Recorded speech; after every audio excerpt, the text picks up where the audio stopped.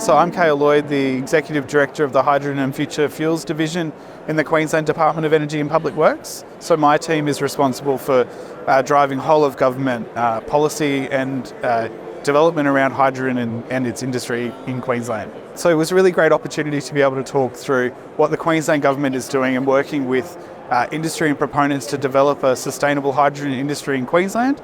We have a lot of focus around developing community awareness and engagement, making sure our policy settings are right, so getting legislative reforms through around pipelines, but also looking at the future and what that could be as well. So it's a really key focus for us to make sure those settings are enabling industry's development.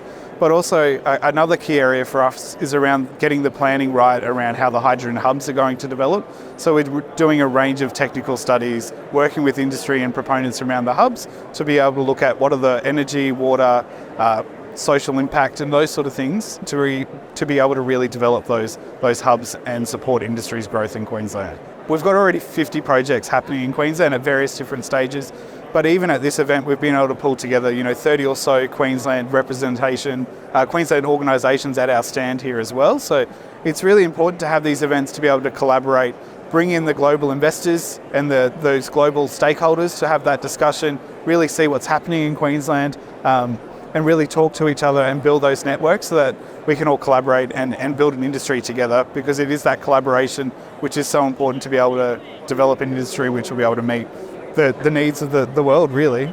Well, I think first of all, it's really great to have such a big hydrogen conference here in Australia, but Australia also is so close to our Asian partners, so having an Asia Pacific conference here in Australia really lets us have a focus on how do we build those networks with our Australian and Asian partners.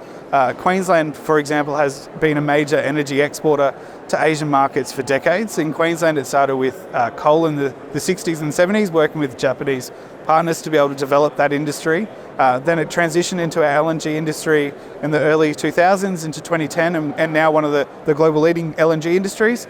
But what we see as hydrogen is our next energy export industry. So having an event like this, which focuses on those partnerships with the Asia Pacific, is really important for us to be able to develop that network and continue that relationship going forward. It's really about, I think from an industry development point of view, making sure that the economics are going to stack up. So how can government work with industry in a partnership way to be able to support the growth of the industry going forward and into the future? I think that's a really key area for us to collaborate on and work through. The Hydrogen Head Start, which was just announced by the federal government, is a good way to be able to bridge that gap in the short term, but we are competing on a global stage. So I think working together around what are those economic opportunities, but also leaning into the strengths that Australia has.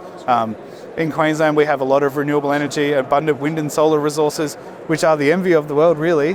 So it's about how can we unlock those resources. We will have so much more than what we need for our own domestic decarbonisation. So it's about unlocking those resources. Hydrogen gives us a vehicle or a carrier to be able to transition or move that energy around the world. So it's about how can we use events like this and that sort of collaboration to be able to build those partnerships and that network going forward, so that we can be able to deliver on those low emission fuels which everyone's going to need into the future.